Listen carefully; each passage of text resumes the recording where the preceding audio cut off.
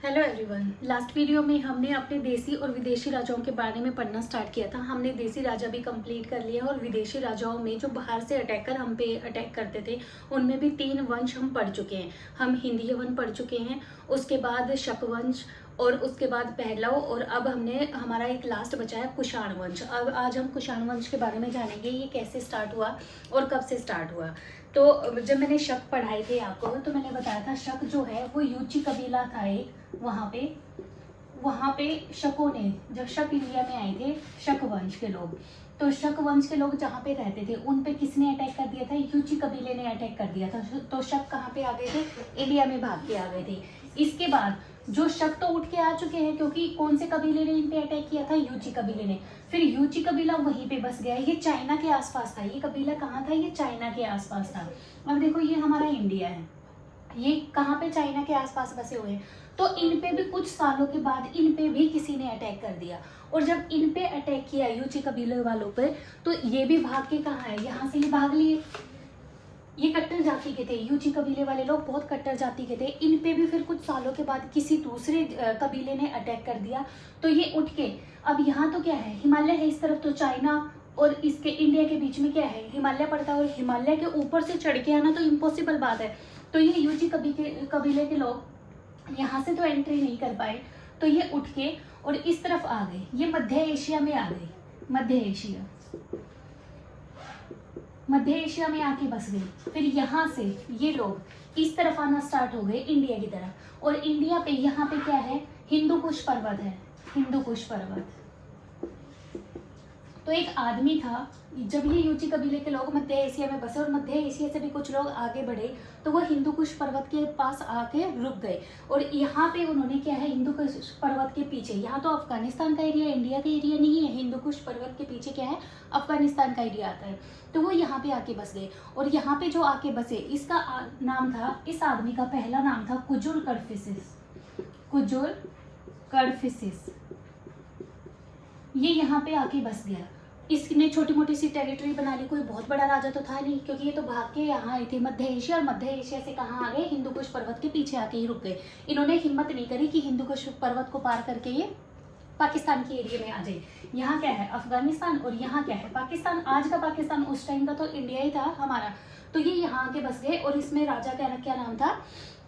कुजुल कडफिसिस। इसने कौन सा वंश चला दिया? यहाँ पे कुषाण वंश का राजा था ये। तो ये यहाँ पे आके बस गया, छोटी मोटी टेरिटरी बना ली, और इसके बाद क्या है? इसका बेटा हुआ, और इसने, क्योंकि ज़्यादा अमीर तो थे नहीं, तो इसने कैसे सिक्के चला दिए? यहाँ पे तांबे के सिक्के चला दिए।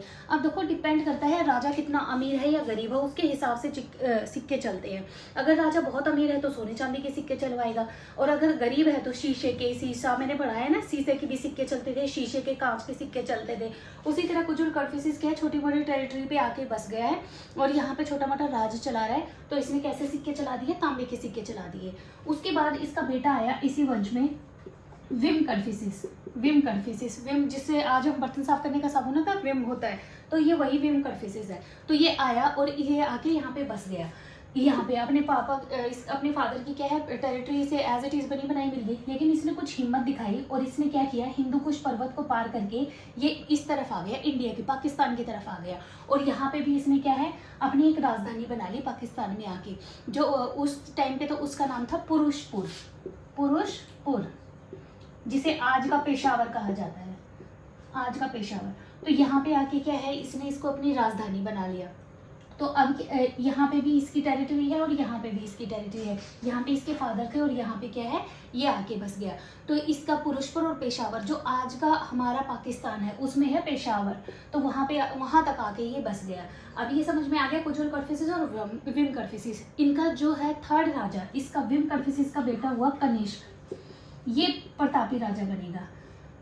ये तो देखो, कुजुल कडफिसिस तो क्या है? इस तरफ ही रह गया, इंडिया में एंट्री नहीं की। इसके फादर ने थोड़ी सी हिम्मत दिखाई और इंडिया की तरफ आ गया। तो इंडिया में कुषाण वंश का संस्थापक कौन बोला जाता है? विम कडफिसिस।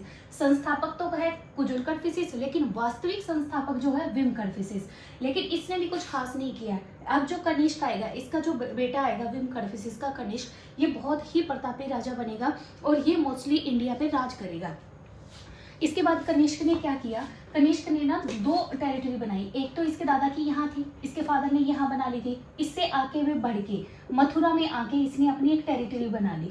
अब कनिष्क की 2 राजधानी थी, एक इसका पंजाब में पेशावर, जो पाकिस्तान का पंजाब है, पेशावर, और दूसरा मथुरा। इसने 2 टेरिटरी बना ली यहाँ पे, अपनी 2 राजधानी। और इसके बाद जो मथुरा था, इसने क्या किया, मैं ये रेज कर देती हूँ, मथुरा को इसने देवकुल बना दिया, देवभूमि बना दिया। मथुरा में आज भी हम जाते हैं ना, वृंदावन, मथुरा और वृंदावन, तो मथुरा को क्या किया इसने, देवभूमि बना दिया, देवभूमि या देवकुल, देवकुल। इसने यहाँ पे बहुत बड़ी बड़ी देवताओं की मूर्तियां बनवा दी।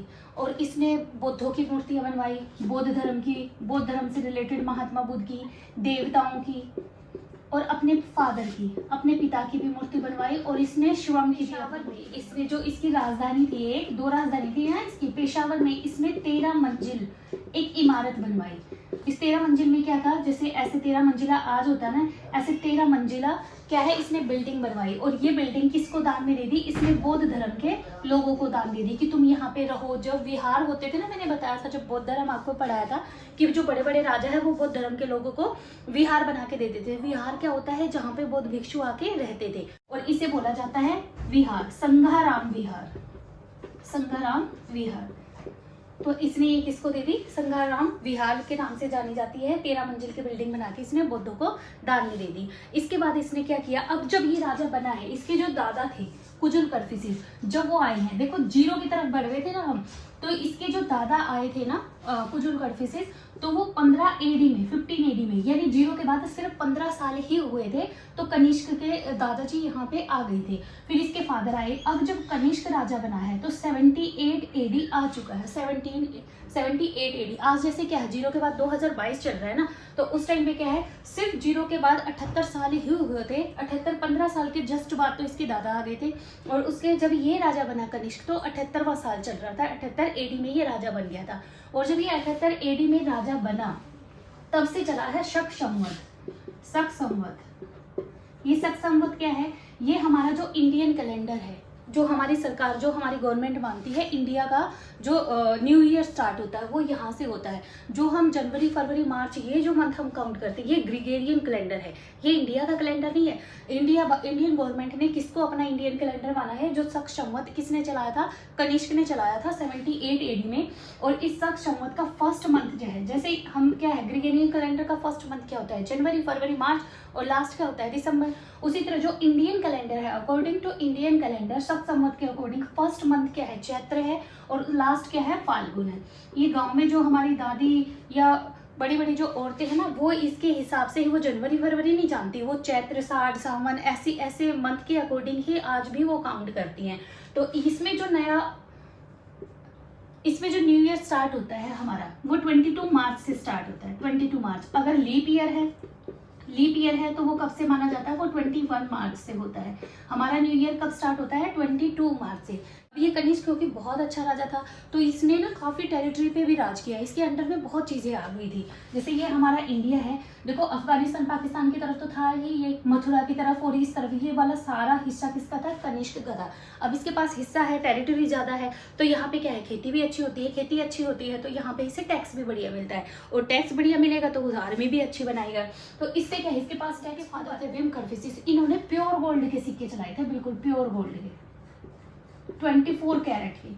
और उसके बाद क्या है, कनिष्क राजा बना, कनिष्क के पास भी प्रॉपर्टी बहुत ज़्यादा थी, और इसने गोल्ड के सिक्कों पे जो है, इसने जो सिक्के चलाए थे, वो उन सिक्कों पे मूर्तियां बनाते थे। ये अपनी भी मूर्ति बनाते थे, अपने फादर की, और किसी की भी मूर्ति बना देते थे, भगवानों की मूर्ति बनाते थे। और वो जो मूर्तियां होती हैं, उनमें जो ये पोशाक पहनाते थे, वो एक इस टाइप की पोशाक पहनाते थे, ऐसे, ये ऐसे 2 बड़ी बड़ी जूतियां और इस तरह के, इसे क्या बोला जाता है, चोंगा। यूनान में इस ड्रेस को चोंगा बोला जाता है। इनके सिक्कों पे मोस्टली जो भी जिस भी की भी इन्होंने तस्वीर बनाई है, तो उनको क्लॉथ कैसे पहनाई है, इन्होंने सिक्कों पे इस तरीके के पहनाए हैं। तो ये इसे क्या बोला जाता है, ये यूनानी ड्रेस का एक कोड था जिसे चोंगा बोला जाता था, और ये इसके नीचे बड़ी बड़ी जूतियाँ पहनते थे। इसके बाद कनिष्क को एक आदमी मिला, पाशरो, ये एक बौद्ध भिक्षु था। एक आदमी मिला कनिष्क को, पाशरो इसका नाम था। और ये जब इससे मिला, कनिष्क से। तो इसने बोला कि आप बहुत बड़े राजा हो और आपको ना बौद्ध धर्म ऐसे ऐसे महात्मा बुद्ध ने चलाया था और आपको बौद्धों के लिए ना कुछ करना चाहिए क्योंकि ये बहुत अच्छी शिक्षाएं देते हैं। तो इसके बाद से सहमत होके इसने क्या किया था, कनिष्क ने 4th महाबौद्ध संगीति करवाई थी। 4th बौद्ध महासंगीति। मैंने बताया था जब आपको महात्मा बुद्ध पढ़ाया था तो मैंने उसको आपको बताया था कि 4 महाबौद्ध संगीतियाँ हुई हैं और चारों के बारे में मैंने बताया था। 3 मैं ऑलरेडी पढ़ा चुकी है। जो राजा आया उनके टाइम पे एक अशोक ने करवाई थी, काला अशोक ने करवाई थी, अजातशत्रु ने करवाई थी और लास्ट किसने करवाई है, कनिष्क ने। और ये कहाँ पे करवाई थी, कुंडलवन में। अब कुंडलवन में क्यों करवाई, क्योंकि कुंडलवन जगह किसने बसाई थी, कनिष्क ने ही बसाई थी। कनिष्क ने कुंडलवन नाम का शहर बसाया था। कनिष्क ने 2 शहर बसाए थे। एक शहर का नाम था कुंडलवन और दूसरे का था कनिष्कपुर। एक का कुंडलवन और दूसरे का था क्या, कनिष्कपुर। ये 2 शहर इसने बसाए थे कनिष्क ने। तो इसने जो 4th महाबौद्ध संगीति है वो कहाँ करवाई है, कुंडलवन में करवाई है। और कुंडलवन कहाँ है, कश्मीर में। अब ये बात हमें कहाँ से पता लगी, जो आज हम पढ़ रहे हैं, मैं आपको पढ़ा रही हूँ और आप सुन रहे हो, ये चीज़ हमें कहाँ से पता लगी कि इसने 2 शहर बसाए थे और इसने 4th महाबौद्ध संगीति करवाई थी। तो ये 1148 में, अभी तो क्या चल रहा है, 78 AD के आसपास चल रहा है ना। जब इसके 1000 साल, लगभग 1000 साल के बाद 1148 आएगा तो एक आदमी जन्म लेंगे, कल्हण नाम है जिनका, कल्हण। ये एक बुक लिखेंगे, राजतरंगिणी। इस बुक में क्या लिखा है, ये 1148 में कनिष्क के 1000 साल बाद एक बुक लिखी गई है और उस बुक का क्या नाम है, राजतरंगिणी। और ये किसने लिखी है, कल्हण ने। इस बुक में क्या लिखा है, इस बुक में जो कश्मीर है हमारा आज, उसका पूरा इतिहास लिखा हुआ है। कश्मीर का इतिहास लिखा है इस बुक में, कश्मीर का इतिहास। और ये कौन सी लैंग्वेज में है, ये संस्कृत लैंग्वेज में ये बुक लिखी गई है, संस्कृत में। और इसके बाद अफगानिस्तान में एक अभिलेख मिला है। उस टाइम के राजा क्या है, अभिलेख भी लिखवाते थे ना, तो एक अभिलेख मिला है अफगानिस्तान में एक अभिलेख मिला है, रबतक अभिलेख। इस अभिलेख पे क्या लिखा है, इस रबतक अभिलेख में लिखा है कि कनिष्क ने 4 और शहर बसाए थे, अपने अंडर ले लिए थे, मतलब अटैक करके। वो 4 कौन कौन से थे, सबसे पहला था कौशाम्बी, दूसरा था चंपा और थर्ड जो था हमारा पाटलिपुत्र और 4th था साकेत। इस रबतक अभिलेख में मिला है कि इसने इन चारों पे अटैक करके भी अपने अंडर में ला लिया। और जब ये अटैक करने आया, जो पाटलिपुत्र में आया, तो पाटलिपुत्र पे अटैक करके यहाँ से वो 3 चीजें ले गया। 3 चीजें कौन कौन सी ले गया, एक आदमी था अश्वघोष। ये बहुत ही ज्ञाता, बहुत ही समझदार, बहुत ज्ञानी आदमी था, इसलिए अटैक करके इसे ये दिखा कि हमें ये बहुत समझदार और बहुत ज्ञानी आदमी है, तो ये इसे अपने साथ ले गया। दूसरा था एक अद्भुत मुर्गा लेके गया। ये मुर्गा ऐसा बोला जाता है कि ये भविष्य बताता था, भविष्य बताने, आगे की बातें बता देता था, तो ये भी अपने साथ ले गया इसको। और दूसरा था बोध का भिक्षा पात्र। ये बौद्ध का भिक्षा पात्र क्या है, महात्मा बुद्ध जब जिंदा थे तो वो भिक्षा मांगने के लिए जाते थे हमेशा, क्योंकि बौद्ध भिक्षु तो थे, वो तो मांग के ही गुजारा करते थे। तो इस पात्र में उनके हाथ में जो वो मांगने जाते थे कटोरा टाइप होता था, तो वो कटोरा क्या बोला जाता है, भिक्षा पात्र बोला जाता है। तो जब इसने पाटलिपुत्र पे अटैक किया तो इसने देखा कि ये तो महात्मा बुद्ध का भिक्षा पात्र है, तो ये महात्मा बौद्ध धर्म को बहुत मानता था, इसलिए क्या है, ये इसे भी साथ लेके चला गया। अब देखो, जो ये अशुभ घोष को लेके गया, ऐसा नहीं है कि इसे ले जाके वहां परेशान करेगा, दुखी करेगा, बल्कि इसने अपने राज्य में ले जाके इसको क्या बना लिया, अशुभ घोष को अपना राजकवि बनाया। इसे बहुत रिस्पेक्ट दी इसने, क्योंकि क्या है, ज्ञानी आदमी आज भी हो, जिसे देखो बहुत ज्यादा इंटेलिजेंट है, जिसके अंदर ज्ञान है, वो अपनी जगह आज भी कहीं पे भी बना लेता है अपने ज्ञान के अकॉर्डिंग। उसी तरह उस टाइम पे भी क्या है, इनके जो ज्ञानी आदमी होते थे इनकी वैल्यू बहुत ज्यादा होती थी। राजा अपने दरबार में स्पेशल ज्ञानी आदमियों को रखते थे ताकि वो टाइम पे उन्हें सलाह दे सके, मशवरा दे सके और कोई भी डिस्कशन कर सके उनके साथ। तो क्या है, ज्ञानी आदमियों की कदर उस टाइम भी थी और आज भी है। और ये इससे पता लगता है, देखो जो 4th महाबौद्ध संगीति है उसका जो अध्यक्ष था, उसका अध्यक्ष था वसुमित्र, जो 4th महाबौद्ध संगीति इसने करवाई थी।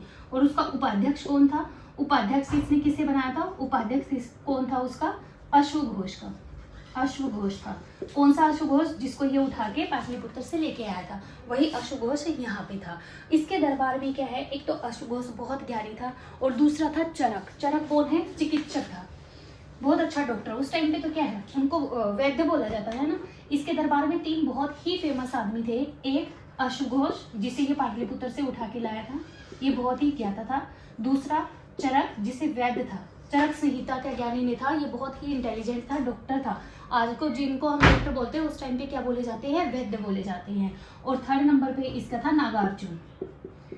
नागार्जुन ये क्या था? बहुत अच्छा मैथमेटिशियन था, शून्यवाद का जनक, जीरो का जनक, इसे ही बोला जाता है शून्यवाद का जनक। किसे बोला जाता है? नागार्जुन को। इन्हें भारत का आइंस्टीन भी। एक टॉपिक और इम्पोर्टेंट है जो कनिष्क के टाइम पे हुआ। कनिष्क में उस टाइम पे क्या था? चाइना में सिल्क रूट था, सिल्क रूट। अब ये सिल्क रूट क्या है? देखो, सिल्क का जो कपड़ा बनता है आज भी बहुत महंगा होता है, लेकिन जो ओरिजिनल सिल्क होती है ना, वो बहुत ही सॉफ्ट होती है। तो ये एक बार क्या है, चाइना में एक राजकुमारी थी, वो बैठ के शहतूत के पेड़ के नीचे चाय पी रही थी। तो ऊपर से क्या है, कीड़ा उसमें उबलती चाय में गिर गया, और जब वो कीड़ा गिरा तो जब उसे उठा के देखा तो वो एक थ्रेड टाइप बहुत ही सॉफ्ट धागा बन गया।